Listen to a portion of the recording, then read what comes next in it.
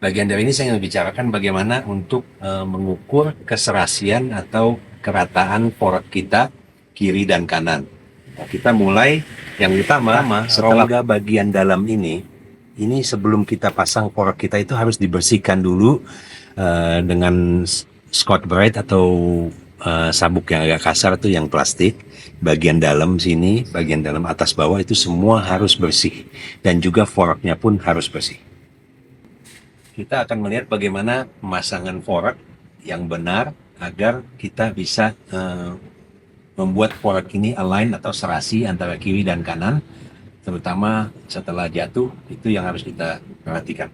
Nah, jadi pemasangan fork itu setelah kita bersihkan bagian dalamnya, seperti tadi yang saya bilang, nah kita kencangkan, kita pasang yang hanya baut ini saja yang dikencangkan, kiri dan kanan, untuk memegang atau agar fork ini tidak melorot. Nah, fork height itu kita sesuaikan dulu, kiri dan kanan harus serasi. Boleh dibilang harus presisi. Kalau saya menggunakan sigmat agar fork height-nya ini kiri dan kanan sama.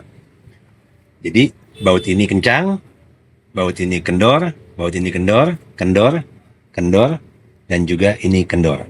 Nah, jadi posisi fork ini sekarang relax. Nah, kita lihat jika fork ini relax dan fork height-nya yang tadi di atas itu diukur dengan presisi, maka kita lihat kita masukkan as roda tuh dengan mudah.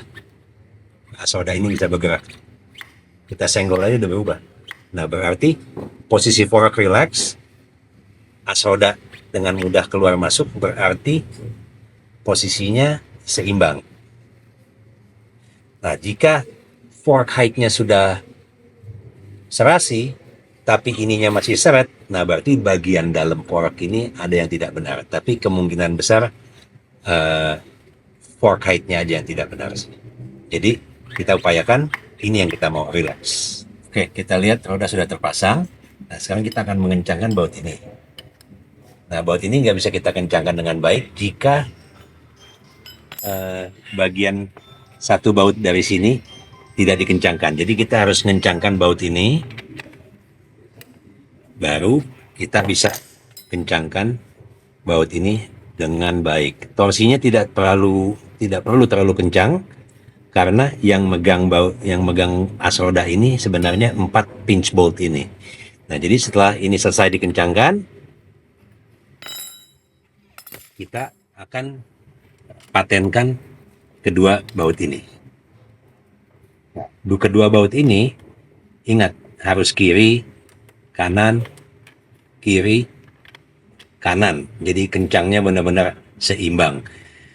Nah, karena posisi dari atas sudah relax sampai di bawah, nah ini antara suspensi dan as roda ini sudah 90 derajat. Jadi bagian ini aman untuk dikencangkan. Setelah ini dikencangkan, ini sudah aman. Selesai berarti.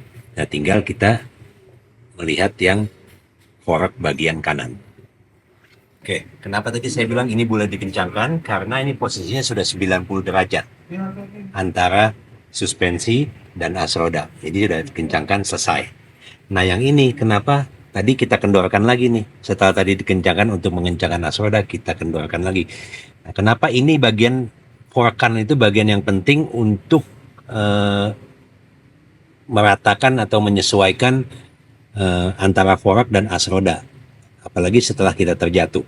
Nah, kita lihat ini ada mainnya tuh, bisa ke sini. Kalau kita habis jatuh tekan ke sini, forknya nggak 90 derajat ini. Kalau ke sini belum tentu 90 derajat juga. Jadi kita lihat ini akan posisi relaxnya. Posisi relaxnya itu bagaimana? Ada beberapa metode. Salah satu metodenya seperti ini, kita putar. Atau ada juga yang motornya diturun, diinjot-injot, bisa juga seperti itu. Nah, setelah kita lihat begini, berarti ini posisinya sekarang sudah benar-benar center dan relax. Barulah kita kencangkan kedua baut ini. Ingat, jadi ini kita kencangkan kiri kanan. Nah, bagian atas ini belum ada yang kencang semua nih, kecuali satu baut sini hanya untuk megang fork. Jadi kita akan bekerja dari bawah hingga ke atas. Oke, jadi tadi kita sudah lihat di bagian as roda dan fork itu sudah 90 derajat, jadi sudah align atau sudah rata dan serasi. Langkah berikutnya kita akan mengencangkan segitiga ini. Nah, yang utama kita akan kencangkan yang bagian ini dulu. Nah, ini bentuk bearing yang di sini adalah mengerucut. Jadi bearing ini bisa kita kencangkan hampir sekuat-kuatnya sesuai kenyamanan kita saat mau seberat apa setirnya. Jadi bearing yang kerucut gini beda dengan motor Jepang. Kemungkinan rusaknya itu kecil sekali karena terlalu kencang di bagian ini. Jadi kita kencangkan sampai kita lihat di sini. Ini mau seberapa berat? Nah, ini terlalu enteng ini. Nah, kita agak kerasin lagi. Ingat, baut ini harus tetap kendor.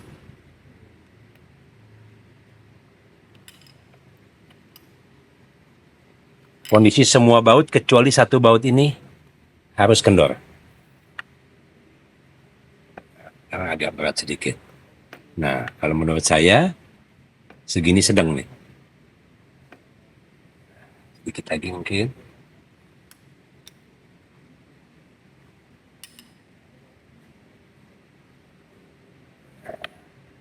Kita nggak mau terlalu enteng, tapi tidak mau terlalu berat juga. Jadi agar kecepatan tinggi pun tetap stabil. Oke, udah cukup sekarang. Nah, baru kita kencangkan baut yang ini dan baut yang atas bawah. Ingat, baut ini torsinya ada di kode seperti di sini, disebut 17 Newton, ini hanya 12. Jadi kita torsi secara benar, harus jangan lupa atas bawah diulangi sekitar 4-5 kali, sama juga atas bawah dikencangkannya, jadi semua seimbang, kiri kanan sesuai torsinya. Ini kencang, as roda kencang, selesai. Roda Anda akan serasi antara kiri dan kanan, kinerja suspensi juga akan lebih baik.